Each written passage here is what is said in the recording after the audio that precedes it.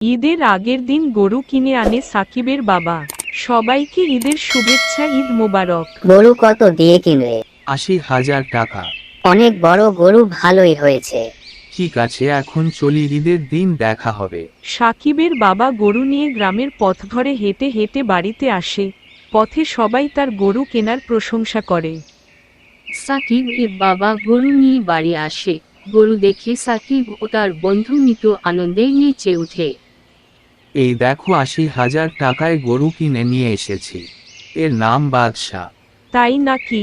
গরুটা অনেক ভালো হয়েছে। গরুটির নাম বাদশা হলেও গরুটি অনেক চালাক ছিল।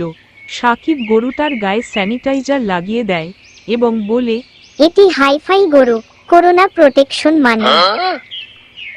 সন্ধ্যাবেলা সবাই নামাজ পড়তে মসজিদে গেলে দেরি হয়ে গেছে, তাড়াতাড়ি চলো। সাকিব ও তার বন্ধু মিতু মিলে গরুর সাথে সেলফি তুলে।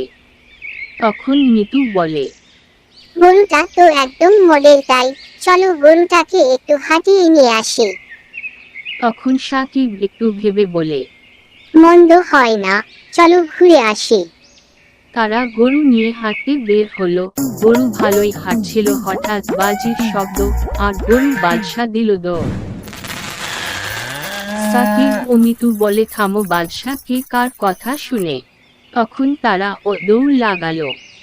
তারা মাঠঘাট গ্রামের রাস্তা সব জায়গায় বাদশার পিছনে পিছনে ছুটতে থাকে, কিন্তু বাদশা থামে না।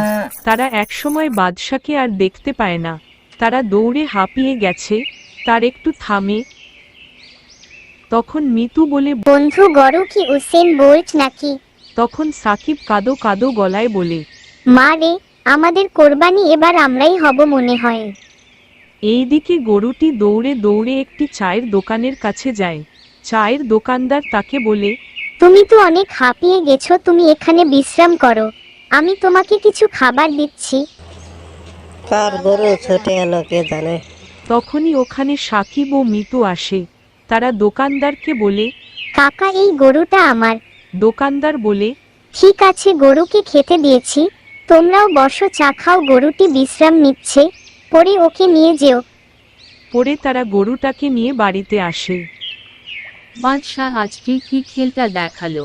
বাদশাহ এসে শুয়ে পড়ল এবং সাকিব বলল, তুমি এখানেই থাকো আর দুষ্টামি করবে না। ঈদের দিন সবাই আসে এবং বলে, এই গরুর ভাই নাম বাদশা, আর মেজাজ একেবারে ভাইজানের মতো। এবার সাকিব গম্ভীর গলায় বলে, এবার ঈদের আগে গরুর গায়ে জিপিএস লাগাবো। সবাই একথা শুনে হেসে গড়াগড়ি খায়।